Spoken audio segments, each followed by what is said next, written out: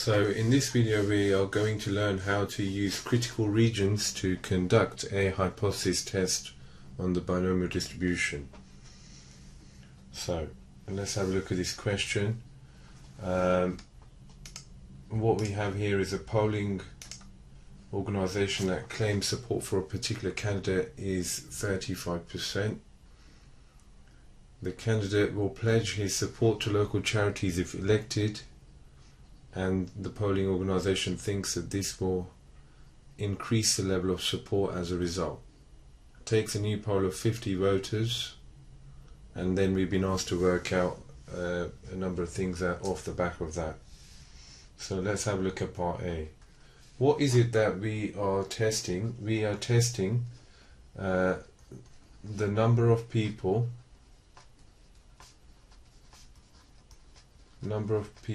that support the candidate. That is your test statistic. Our null hypothesis, as things stand, the probability of a person supporting, the probability that the person supports this candidate is 0.35, and because they are supporting this candidate will pledge support to local charities if elected, and this has a knock-on effect that the polling organization thinks that the support will go up as a result. This implies that the probability should be greater than 0.35. That is part A done. Now part B, it says using a 5% level of significance. Find the critical region. So we've been asked to work out critical region yet. So I'm just going to go ahead over here and say alpha is equal to 0.05, and as you might have seen in previous videos, if you haven't, please go back and check on the critical regions video. I'm going to draw a number line which represents the number of people that support this candidate. The minimum number of people that support this candidate is going to be 0, and the maximum number is going to be 50. Actually, I should just say here that as a binomial distribution of 50 and p, because in the question it does say it takes a new poll of 50 voters, and therefore the number of trials is 50. Hence, the minimum number of supporters you're going to have is 0, and the maximum number is going to be 50. Now, because p is greater than 0.3, our critical value is going to be closer to 50. There's our critical value, and the probability of being in here has to be our significance level, 0.05. From here we can come up with a probability statement that helps us work out what CB is. Probability that x is greater than or equal to the critical value should be less than 0.05. because only then will H0 be rejected. And looking at this, I get 1 minus the probability x is less than or equal to CB minus 1 is less than 0.05. Sorting all of this out, I get that probability x is less than or equal to CB minus 1 should be greater than 0.95. Now, if it's greater than 0.95, what we're going to get is a statement whereby we can now look up probabilities in the table. So let's go down to n equals 50, which is here, and we're looking at the 0.35 column, and we want the first probability which is greater than 0.95. So it's essentially a fight between these two, and this has 22, so probability x is less than or equal to 22 is equal to 0.9290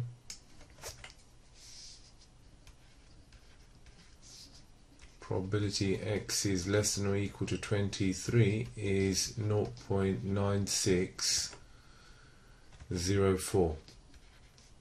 Now, which one meets our criteria of being greater than 0.95? It's this one, and therefore, comparing coefficients, I get CV minus 1 is equal to 23 and CV is equal to 24. So I'm going to go ahead and write 24 over there on my number line. This then tells me that my critical region starts at 24 and goes all the way up to 50. What does that mean in the context of this question? If I take a sample of 50 candidates and I ask them whether they support the candidate, if I take if I take 50 candidates and I ask 50 people and ask them whether they support the candidate, if I get 24 or more, that indicates that the level of support is greater than 0.35. So now, off the back of this, let's have a look whether we can answer part C. Part C, in the new poll, 28 people are found to support the candidate. Comment on this observation in light of the critical region. So again, what I'm going to do is I'm going to draw my number line out again over here. I've got 0 here and 50 here, representing the number of people that potentially support the candidate. I've got my critical value here, which was 24, and in this poll of people, what we realized is 28, the observed value is 28. What do you notice? Well, firstly, that this is the critical region all the way up to here, and the observed value falls in the critical region. And therefore, what is the conclusion that I can come to? The conclusion I can come to here is that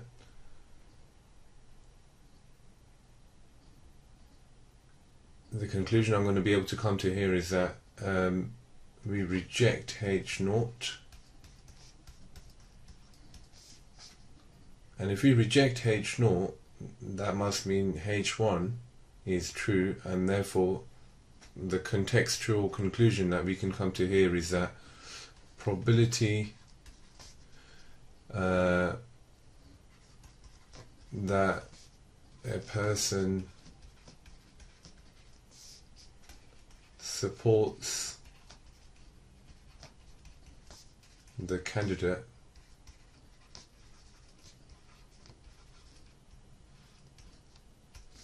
has increased.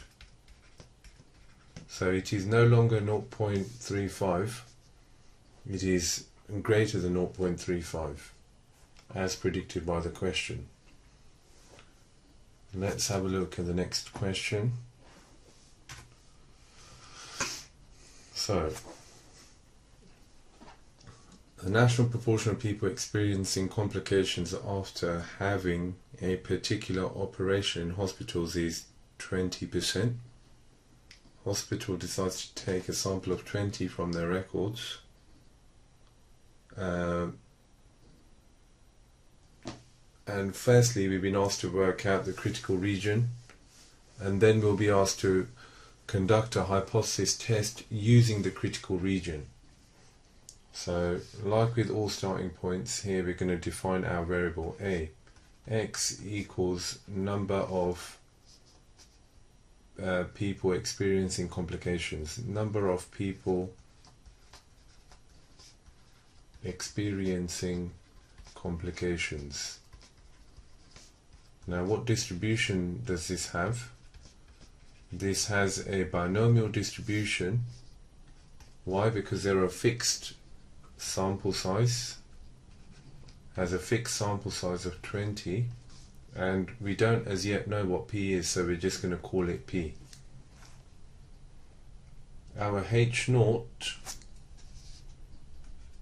as things stand, the probability that the person experienced complications was 0.2 based on the question, and H1 is that P is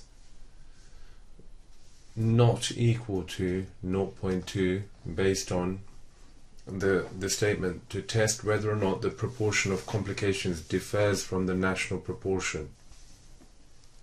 Now over here our significance level is 0.05, and that is all we need to work out our critical region at this stage. So like with finding all critical values and critical regions, I'm going to start off by using a number line. The minimum number of people experiencing complications out of a sample of 20 is going to be 0, and the maximum is going to be 20. One thing it does say is as close as possible to 0.025. So we're going to say as close as possible to, okay, just to be aware that it can be greater than, it's the closest value to 0.05. Now over here, because it's a two-tailed critical region, I'm going to have one critical value on the left hand side and another critical value on the left hand side, and the probabilities of being in these two critical regions is going to be as close as possible to 0.025, and again the same here, as close as possible to 0.025. So this then allows me to come up with some statements. Well, I can say that probability x is less than or equal to CB1 should be as close as possible to 0.025, and similarly over here it's going to be x is greater than or equal to CB2 has to be as close as possible to 0.025. Now looking at this,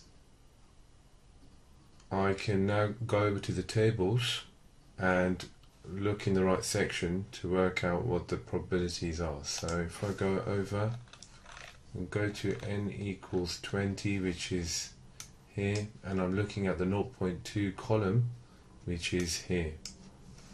Okay, so as close as possible to 0.025, I've got to choose between this value and this value, so I'm going to write them both down.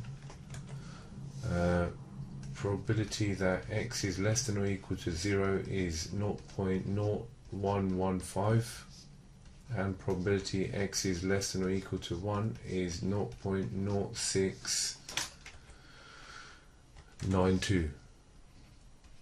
So therefore I can obviously come to the conclusion that this is the closest to 0.025, so therefore my critical value on the lower end is 0.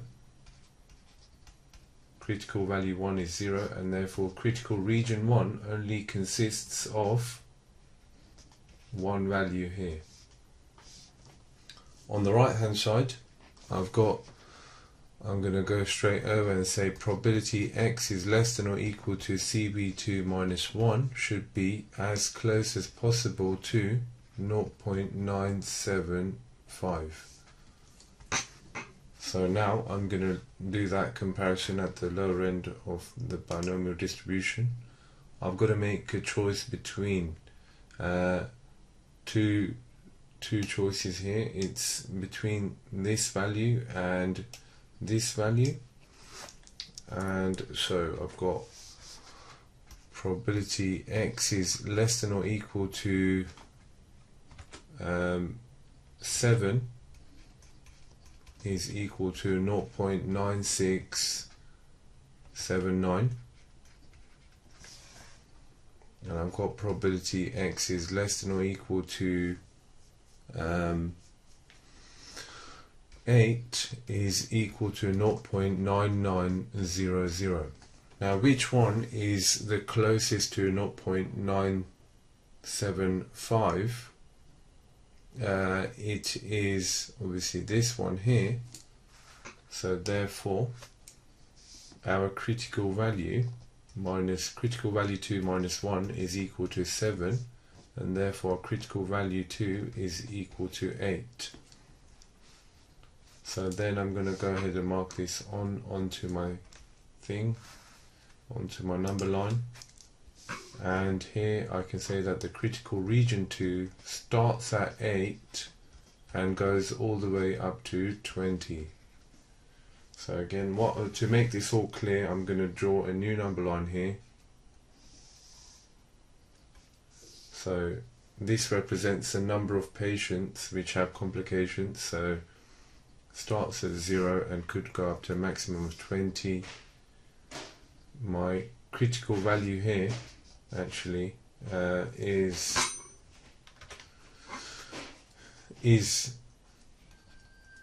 this, and my second critical value is here, and this is a critical region here, and this is simply a critical region that contains one outcome. Okay, so here we have answered part A. Now part B is asking, state the actual significance level of the test. What is the actual significance level of a test?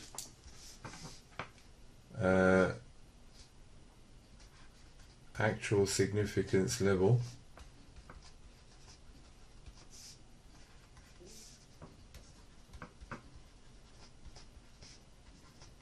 is the probability of being in the critical region. So in this case, it's going to be the same as saying probability x equals 0, or x is greater than or equal to 8, which is the same as saying 0.0115 plus 1 minus 0.9679. And you can work that out yourselves. Now part C. Part C of this question is now using this critical regions to work out the significance of the test. So the hospital finds that 8 out of the 20 patients experienced complications. Comment on the finding in light of your critical regions. So we don't need to conduct a new test now. We can simply say that our observed value was 8 and is also our second critical value. Therefore, the observed value falls in the critical region.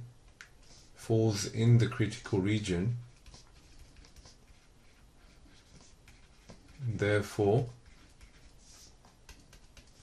we reject H0.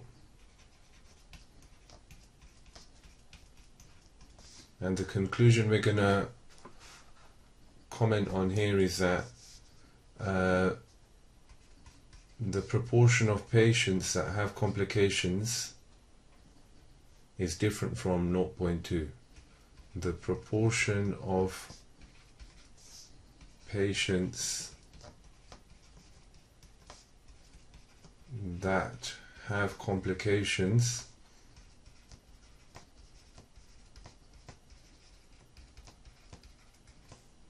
is